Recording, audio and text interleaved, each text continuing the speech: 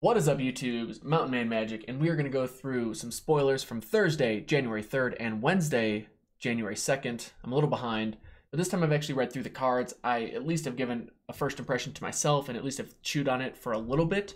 Now I'm not just giving it like my first overall, what does this card even do? So we're going to jump right into it, and I'll kind of give you my first impressions of it with a bit more time put into it. You know what I'm saying? Sure. Okay. So this is Mutant. It's a near mint pack fresh card. I hope this is actually the name of the creature or the enchantment, because if it is, it's probably one of the funniest names ever. To just say something's pack fresh. Oh, they've broken through the fourth wall, right? Or whatever it is.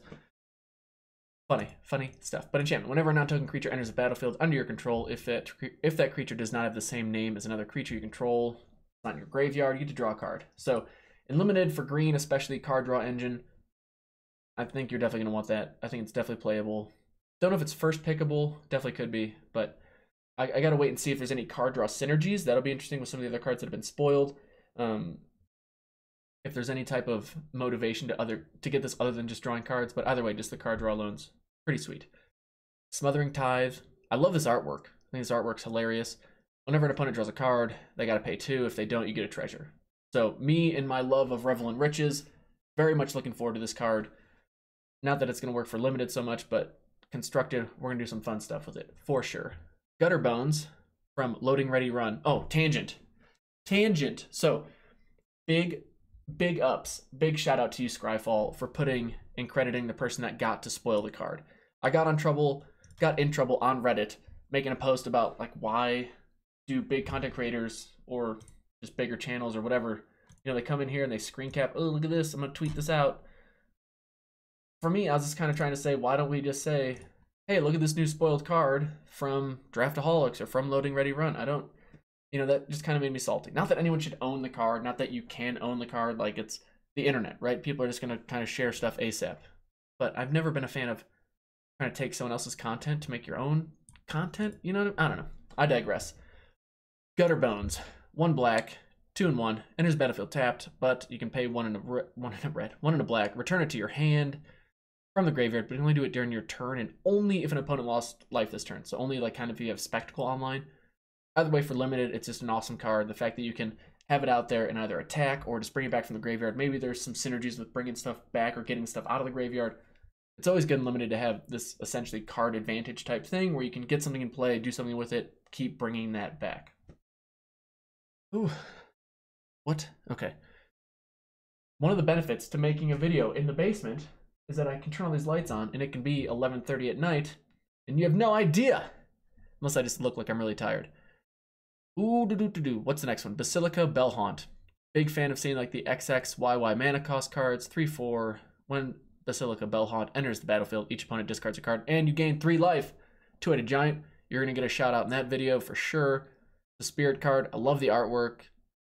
You know, it's a solid card. You're definitely happy to play it if you're in Orzhov, no doubt. Next up is Pitiless Pontiff, spoiled by limited resources. For the Orzhov colors, you get a 2/2. Not too shabby, but you can pay 1, sacrifice another creature. This gains Death Touch and Indestructible. This already has people stirring. This kind of came out later in the day, and people are all about it, and I can see why. The fact that you can give this creature Indestructible and Death Touch is pretty sweet. There's going to be some synergies just with cards dying, you being able to sack creatures. I mean, this is going to be a fun card, I think, to build around. Now we got a foreign card. I'm going to have to click into it. Panic at the Disco. Is this really going to be the name of the card? That's fantastic, if it is. You got some funny names, Wizards, in this set so far. Alright, sorcery. All creatures get -2/-2 till end of turn. Exile all creature cards in the graveyard that died this turn, so prior to you casting it, and when you cast it, everything that dies gets exiled as well. So, this in a way does not want... It's not working too well with your Orzhov stuff. I don't know if it's first pickable because of the fact that it's going to crush your creatures too. It's not super splashable being double black, but all in all, if you have a reason that you want cards exiled or to get cards off, you know, remove lower cost creatures, this could definitely be a really strong card for you in limited. And if it's named Panic at the Disco, you got to get it at some point. Little split card action. The top one we got, or the first cheaper one, we got Scarecrow. Instant, exile target card from a graveyard, draw a card. Sure. Obviously, there's going to be graveyard synergies and cards you want to get out of the graveyard so your opponent stops doing shenanigans and such. And it's a little cantrip action. Nothing wrong with that. Sorcery. I like that. Scarecrow and Tin Man. Cheeky. These are good names. All right. Tin Man, sorcery. Target player sacrifice a creature with the greatest power among them. You gain life equal to that creature's power. So if we see any hexproof nonsense, be a big fan of this card. Either way, it helps you get around cards. And it may even have a place in Constructed. We'll have to wait and see what happens with that. But for the split card, seems pretty solid. Now, this is a card I'm very excited about. This is like Arcades. Let's do it. We got Dora the Explorer. No one's going to make that joke. Classic. Another enchantment.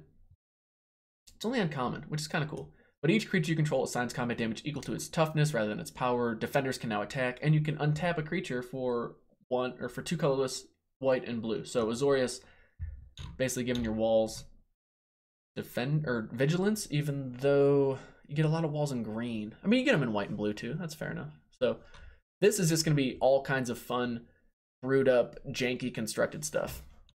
Let's have some fun with that card for sure. All right, next up, A Song of Fire and Blood. Not ice. No, no, no. Instant, A Song of Fire deals 1 damage to target creature or planeswalker and 1 damage to its controller, which is nice. This gets, oh my goodness, we already forgot the mechanic. Spectacle online, and then of Blood. Sorcery deals 3 damage to target opponent, and they have to discard 2 cards. That's pretty nice. That's like Rakdos in a nutshell. Either do some damage to everything, or get that card advantage and do damage. Why not? And here's another monster card that people, maybe for limited, aren't like, you know, beating down the door, but it's going to be fun for Commander or some type of constructed. Prime Speaker Vanafall. I'm digging the art. You know, they're making all the legendary creatures look pretty epic. They're giving them the throne, or they're really in the middle of this in the shot. There's something ominous going on. There's a lot of drama in the shots. The art's got a good feel for the set for sure. Also, the fact that it's an elf ooze wizard. What? The triple creature type is kind of annoying. I don't know, like my initial gut reaction to it is not a huge fan. Just because it's going to have people running out and buying the, what is it? Mind versus Might dual deck and playing the coat of arms and just building ridiculous tribal commander decks and everything's going to fall apart. No, that's obviously crazy. I'm just a little curious why everything's getting these triple creature types. Maybe it's no big deal. Maybe I'm like overreacting to it. But it kind of feels like everything's also becoming the ditto of like Magic the Gathering. How many creature types can we slap on this? Point is, it's a birthing pod creature. Again, not going to be huge for limited. You can sack a creature and then basically get a creature plus 1 mana cost of that creature you just sacrificed. Seems good. 2/4 for 4. It's an elf. It's an ooze. An elf ooze wizard. Okay. Pestilent Spirit. I think this is the card that took me the most by surprise. For 2 black, this is like Rakdos's dream card. It's a spirit. It's a 3/2. It's completely overpowered. No, it's not. It dies to shock. Go away. Menace, Death Touch, and instant and sorcery spells you control have Death Touch. So, Cosmotronic Wave. Hey, look, it's a board wipe now. Not too shabby. Now, I know Cosmotronic Wave's not in this set, but point is, if we get any cards in this set that do damage, Rakdos is going to be, like, doing backflips with this card. Even this card, what is it? Song of Fire and Blood. This card's now like doing damage to an opponent, kill any creature. Like that's ridiculous. Menace, Death Touch. You're probably not going to attack with it if you're ever at risk of losing this thing, just because this instant sorcery spell just crushing everything is pretty awesome. And moving on. Endray's Forerunners, our bad version of, what is it? Crater, Hoof, Behemoth. The like 8/8 that's haste and gives all your creatures +X/+X. This is the worst version of it, but it's still like the bomb that wins you the game. Even if it's a worse version, it's still far stronger than just about any card you could really hope for if you're in that mono green fun constructed stuff. Limited, you're playing it because again, it's just gonna win you the game. It's 8 mana, sure, but 7/7, vigilant, trample, haste. All other creatures get +2/+2, vigilance, and trample. Like that's ridiculous. If you have any board state whatsoever, game over. Turn 8. Seems reasonable.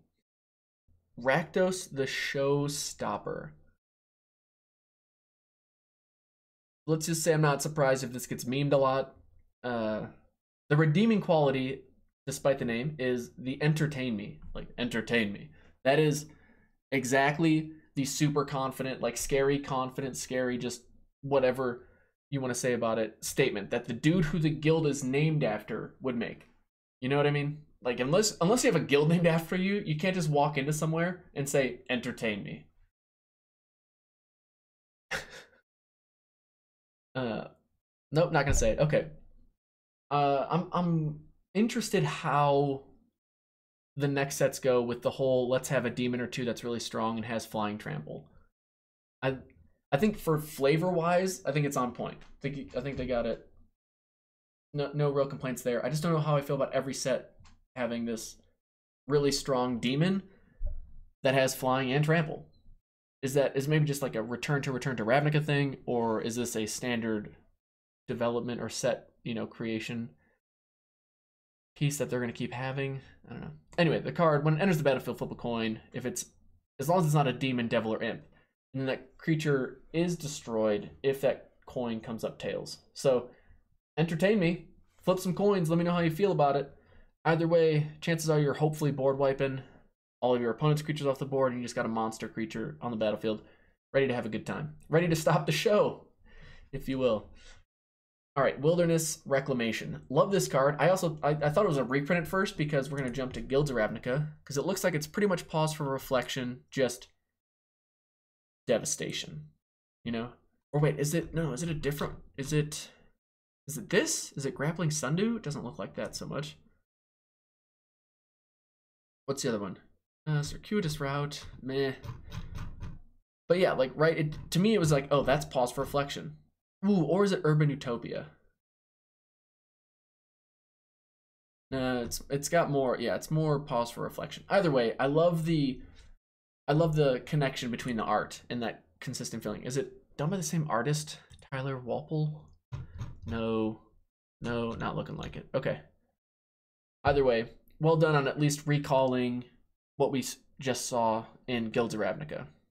Another enchantment, a lot of decent enchantments, and this one is looking like it's got constructed play, or at least theory crafting, trying, brewing, written all over it. 3 and a green enchantment. At the beginning of your end step, untap all lands you control. So, Bant, maybe? Blue, white, green? That could have some fun with it. We're going to see. It's definitely going to have some commander play. I'm going to be brewing with it for sure. Moving on. Ravager Worm. 3 red and 2 green. You get a 4/5 with Riot. When it enters the battlefield, choose up to 1. It fights target creature you don't control, or destroy target land with an activated ability that isn't a mana ability. So, excuse me, 4 for 6. That's a mythic. Yeah, I'm not like blown away by this card being a mythic. Kind of meh. You're still gonna be super happy to play it in limited, but this is one of those cards that I feel like you play in a draft or sealed, and it goes into a binder. And that never feels good. That never feels good to get a mythic that you're just saying, well, I hope I get to at least play in a game or two of this limited environment, because that's the only time you're really gonna get used. And like, I'd say maybe it has constructed playability, but when you're at 6 mana, that's really tough. Play a 4/5 haste that destroys a land. Maybe I'm wrong. Maybe there ends up being a meta where this works. Just feels like right now it's a little bit too slow to really be that game-changing type card at the 6-drop spot. Time will tell. Precognitive Perception, 3 and 2 blue, draw 3 cards. Addendum, if you play during your main phase, you can scry 3, then draw 3. It's just a solid draw spell. I don't think you're gonna play it limited, right? Because drawing 3 cards for 1 is pretty awesome. And then if you have any card draw synergies, you're gonna be pretty stoked. You're not gonna feel super stoked if this is your pre-release promo. Kind of hard to splash with the 2 blue. Would you want to play it in every blue deck? Yes. So in that regard, it's pretty high pickable for sure. Also, I love that art. Look at this. In foil, I bet this thing looks sweet. Hey, look, it's another demon that has flying and trample. Spawn of Mayhem. That is a weird looking face. Anyway, for 2 and 2 black, you get a 4/4. Or do you? It has Spectacle. So you can play this thing on turn 3. What? Turn 3, 4/4 flying trample seems balanced. No, this is kind of the mythic that you don't mind, because you could probably find some fun constructed shenanigans to go with it. It's going to win you games in limited. And the fact that at the beginning of your upkeep spawn, it deals 1 damage to each player. Then if you have 10 or less life, you get to pump this thing up. I mean, you're happy to play this on curve. You're happy to play this ahead of curve if you can with Spectacle. You're happy to play it late game too, because it's just that strong of a card. So all in all, pretty happy. Unless you're at like 1 life, right, or 2 life, and it loses you the game. Hopefully that's not the case. If you're down to 2 life and you're not in a commanding position, something's gone wrong with you and Rakdos. So overall, super strong card. Skargan Hellkite, 3/2 red, 4/4 flyer with Riot. Okay. But then it's 3 in a red, and it deals 2 damage as you choose among any 2 targets. Not bad. 1 or 2 targets, whatever. Then you can activate this ability only if it has a 1/1 counter on it. Why? Why? It's a mythic. It's just a 4/4 flyer. So it can be a 5/5 flyer for 5. That's fine at mythic rare. But if you... So basically it's like get some value now and just make it a 4/4 flying with haste for 5 mana. You know, like that's good. It's obviously above average for a creature, but it's still like meh for a mythic. I'm saying it's meh for a mythic, but then it's like, hey, if you can just hold off and have this 5/5 flyer chill for a minute, then we're just gonna start blowing the board up. And I get that, like that's super nice, but red rarely is in the position where it's like, yeah, let's just take turn 5 off and do like kind of nothing. You know, I'm not, and I get it. Yeah, there's other ways we can put counters on it and blah, blah, blah. But the point, like just this card in a vacuum, I'm not impressed with the mythic rarity. Now, granted, it's also a card that in limited, it's just going to win you the game. Like straight up, play this thing. If the board's even remotely stalled or whatever, play this. Unless your opponent answers it right away, you're blowing the board up, doing damage. Life's good. I just, yeah, at mythic rarity. You know, there's something that feels a little off, especially with our worm friend here and Skargan Hellkite. Yeah. Yeah. Okay. Growth Chamber Guardian. What's up, Elf Crab Warrior? Our other infamous 3 creature type creature. It's a 2/2 for 2. Not bad. You can pay 3 to adapt it for 2. Not bad. And then whenever 1 or more 1/1 counters are put on it, you get to search your library card for its matching Crab Warrior Elf Brethren. Put it in your hand. Cool. If you get even 2 of these, you're gonna be stoked in limited. That's really good value for a card. To get you another creature just out of your hand. Green, card value, card advantage, whatever. Good times. Now we have a pretty controversial guy, Bolrak Clan Crusher. 3 red green. It's a 4/4. Meh. But you can tap it to remove a 1/1 counter from a creature, any creature you control, and then our boy Bolrak Clan Crusher deals 2 damage to any target. So I like the flexibility of being able to use counters in a way as a resource. I think that's awesome. I do not like that it doesn't have Riot. I do not like that it's a 4/4 for 5 that does nothing for you in Grawl, which you're trying to be like in your opponent's face. I don't like that it doesn't even just have haste. It feels like it's got, like this is the one that could just be taken that 1 step further and it'd be super good. Instead it just feels like, yeah, you're gonna play this in games, as you should. Like it's a fine 5-drop for sure. But I feel like it's losing that constructed playability because it's just too slow. We'll see. We'll see what happens. All right, depose or deploy. Depose, tap target creature, draw a card. Just standard Azorius tempo type move. Deploy, you're gonna deploy 2 1/1 colorless Thopters with flying, and you gain 1 life for each creature you control. So that's really nice because if Azorius is now shifting towards this aggro, aggressive type of deck, this card is going to be pretty solid even in constructed because you need that ability to either slow your opponent down a bit, get some card advantage back, or just survive a combat or survive a couple combats. You know what I mean? This card's got a lot of utility. I like the flexibility. Big fan. Now we get into probably my favorite rare, especially for Orzhov. Easily my favorite rare for Orzhov. It's better than this mythic rare right next to it. Teysa Karlov. 2 white, black, 2/4. If a creature dying caused a triggered ability of a permanent you control to trigger. Not just that creature, but any permanent you control. If it's like, oh, creature died, trigger, additional trigger. No big deal. And then creature tokens you control now have vigilance and lifelink. What?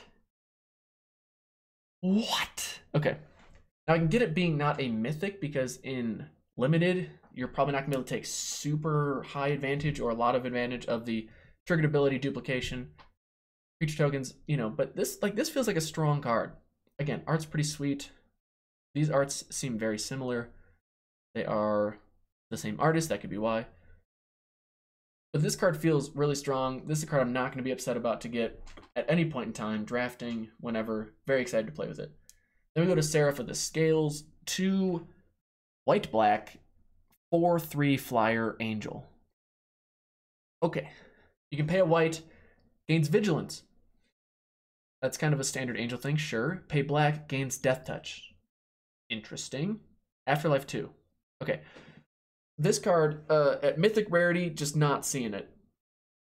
I get it. Limited play, you don't want too many 4/3 flying angels that you can give death touch and vigilance to, just floating around at the rarity spot, I guess. But again, like Seraph of the Scales, Skargan, Hellkite, Ravager Worm. 3 Mythics, I am largely, yeah. They're not bad. Like, again, if I get these in a pack, I'm going to be happy to play with them in that limited environment. I just don't know how much playability they're going to have after the fact. Maybe dragons. This being a dragon could definitely help it out. This being an angel could definitely help it out. But right now, you know, those are probably like the 3 Mythics I'm the lowest on. Afterlife 2 is definitely pretty good. But I wish this was like a 3/4 or a 2/5, something like that. That kept it out of the range of low removal like Lava Coil or Wizard's Lightning or anything that just does 3 damage. You know, I think, yeah. Okay. I'm not trying to complain. I mean, this is spoiler season. This is good times ahead, people. Now we get into another art that's very similar. What is this? Amplifier? What does this remind us of? Of course, excuse my scrolling, Inescapable Blaze. This dude is having just as fun a time as this dude is having. Look how happy I am. I'm gonna grab my own copy of myself. He's like, don't do it. He's like, but I want to. So he's probably gonna do it. I don't know. Can we hit play button? Is there a play button on this card? Thunder Remo. Let us know. What is happening? Did they give you the backstory? Okay. For 2 and 2 red, you get a 1/1, but at the beginning of your upkeep, reveal the cards at the top of your library. When you reveal a creature, this gets double that creature's power and double that creature's toughness. So it just becomes a flaming version of whatever you just put on the top or showed from the top of your library. Even in like this is a card that for 4 mana you get a 1/1, so it's doing nothing for you the turn it comes down. Right? More likely than not, nothing. It's 4 mana, you're taking turn 4 off. Not exactly ecstatic about that.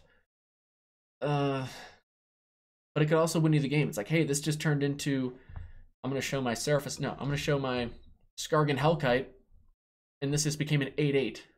You know what I mean? That's, yeah. Although like it has no evasiveness, it doesn't have much. So like this is feeling like a pretty weak card. I think it's meant more for constructed. I guess saying this could be good in Commander is applicable to 95% of cards ever printed. Oh, who's gonna get there in, what is it? Not Infinity Golem. Infinity Elemental, where it has infinity power. Infinity times 2 is still infinity, just FYI. But that's barely enough to win a game of Magic.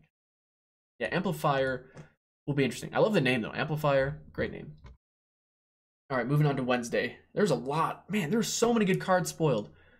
Mass Manipulation, 4 XX and 4 blue. What am I, just made of mana? You just think I got nothing but mana just chilling? Gain control of X target creatures and or planeswalkers. Seems good. Limited, you're going to be stoked to play it. Constructed, I'm excited to see what happens with it. It's a Battlefield Thaumaturgy.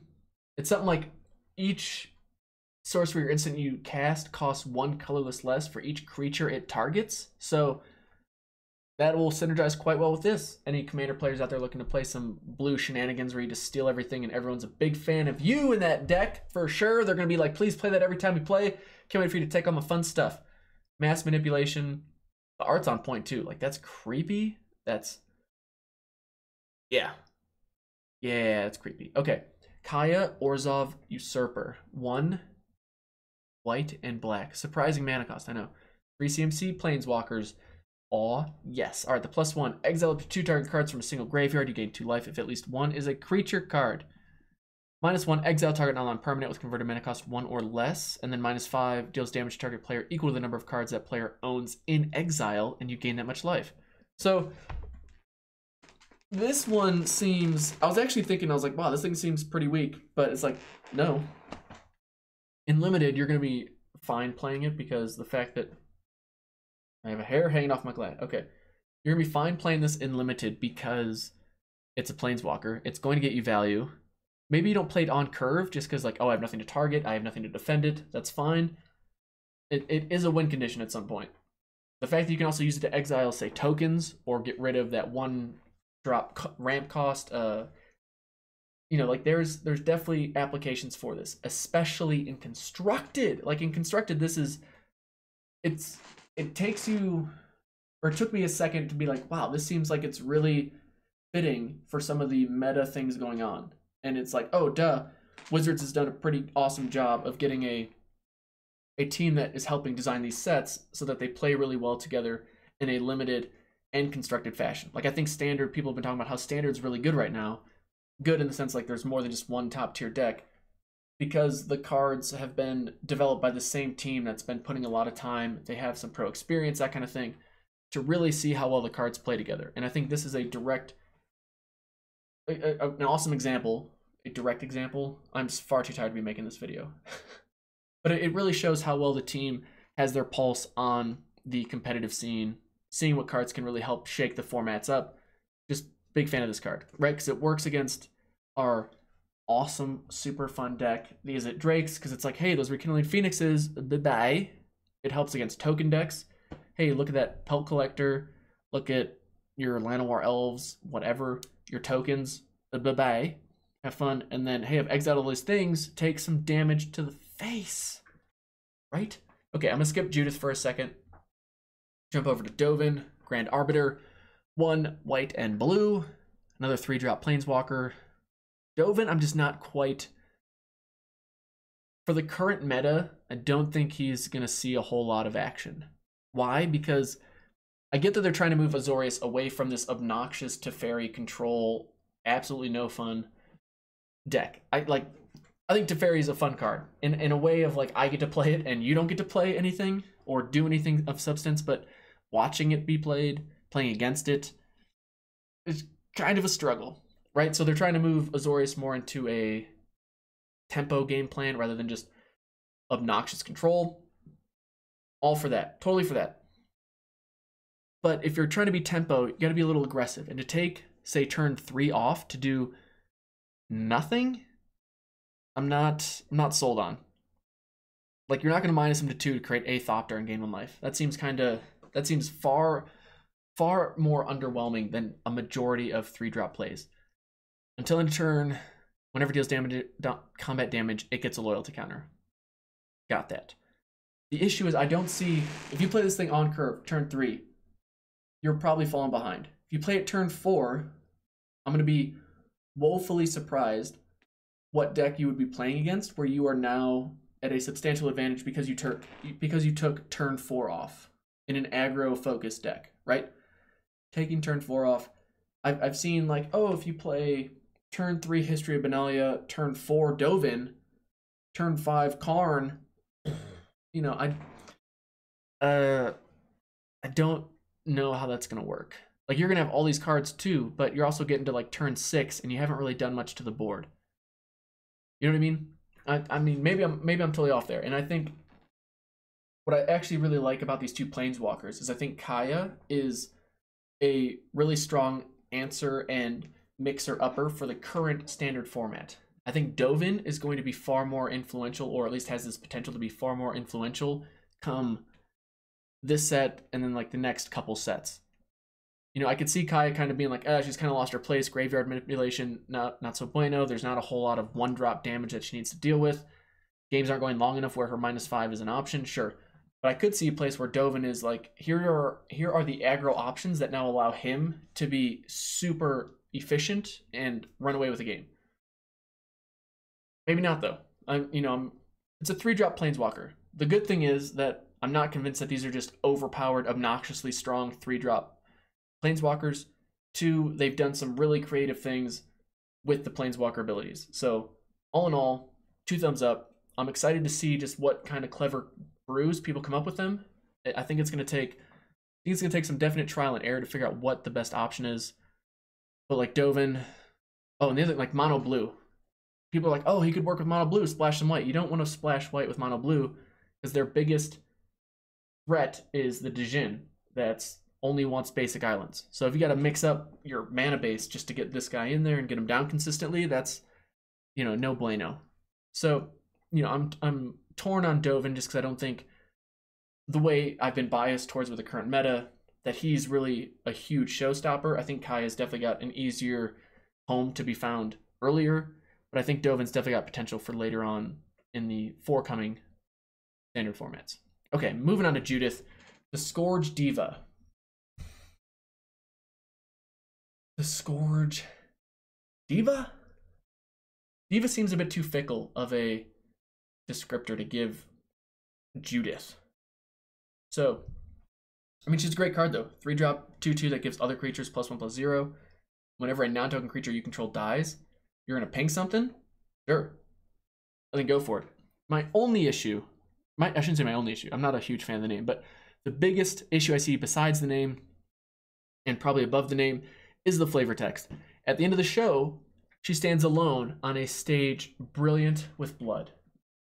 Phenomenal in and of itself. But where's this show coming from? The show has been initiated by Rakdos, the showstopper, right? Because in a way, he comes in and says, entertain me, and then stops the show. Disconnect, for sure. Other issue is that Rakdos walks in, right, and says, hey, Judith, flip a coin. Are you a devil? Nope. You an imp? Nope. Definitely not a demon. You're a human shaman. Flip that coin and become part of that brilliant stage blood that you are so keen on. Yeah, so I think Judith and I think Rakdos here need to just sit down, work out their differences, because they should be able to enjoy the show together. Okay, right now, Rakdos only one being entertained. Sorry, Judith. Sorry. Okay, Biomancer is familiar. That is weird looking. What it? It's like really weird looking. Okay. Activated abilities of creatures you control cost 2 less to activate. This effect can't reduce it to 0. Got it. Tap it next time a creature adapts this turn. If it adapts as though it had no 1/1 counters on it. So this is a like stupid good card for Simic. Stupid good. Because now everything's adapting for far less than it did. Seems nice. And then you can tap it and say, hey look, my 8/8 gets to adapt again. For free, or for not for free, but for like 1 mana or 2 mana. Isn't that convenient for me? So now you have to use your removal on this annoying 2/2 or the monster creatures that it's let your opponent get on the board. So this is just a super strong card. And it's probably the creepiest artwork thus far in the set.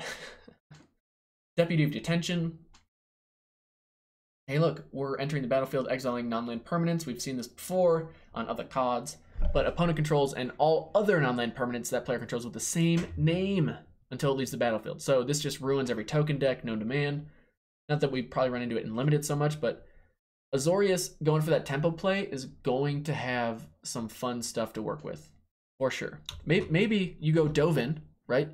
Throw it on a Dovin, feeling good, and then you go turn 4 Deputy, get rid of whatever big threat your opponent just played that's threatening Dovin.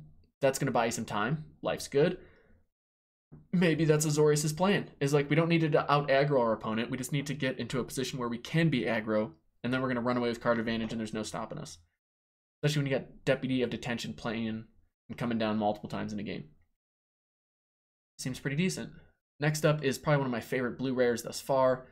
Seeming as how there's only 2 or 3 of them. Not hard, but Sphinx of Foresight, 2 and 2 blue. You get a 4/4 flyer that at the beginning of your upkeep, scry 1. What? And if you reveal it in your opening hand, scry 3? This is a fun... Every blue player is like drooling over this card and getting this pack one, pick one. No doubt. Pre-release, you're going to be super stoked about it. I'm super stoked for 2-headed Giant because there's so many times where I've lost games or won games based on just mana flood or mana screw on one end of the table. And if this can stop me from flooding out for once in a 2-headed Giant, I will be elated. So happy. So happy.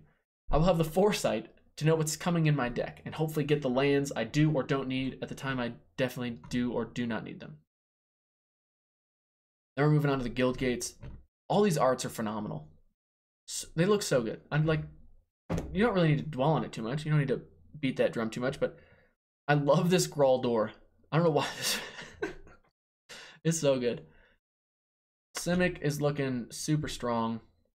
Azorius looking super cheeky. The Shocklands? Dude.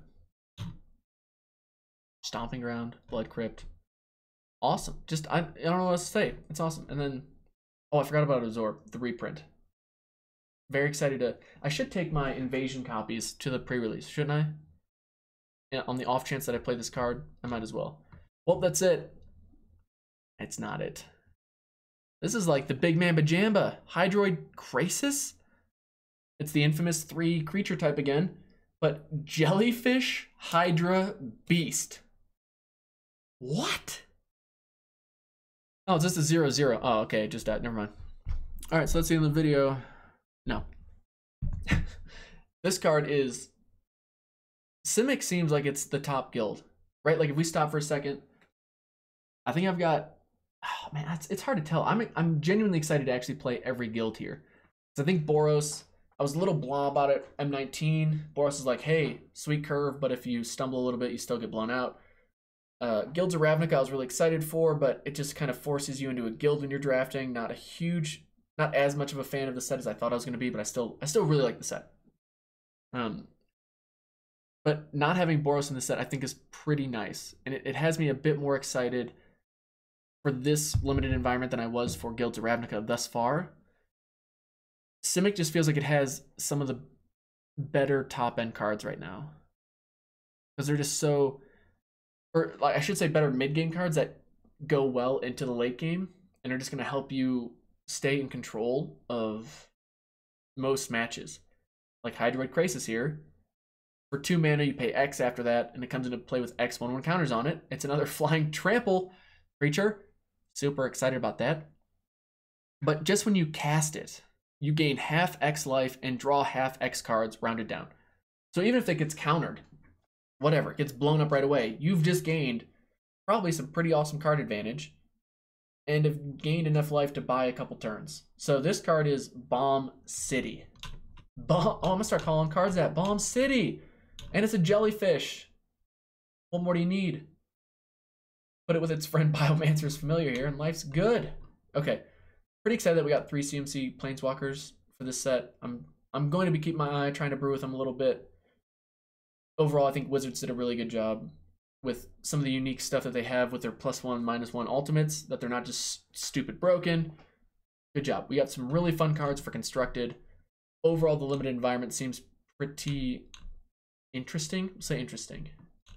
And some of these foreign cards have the funniest names I've ever seen. Near mint, pack fresh.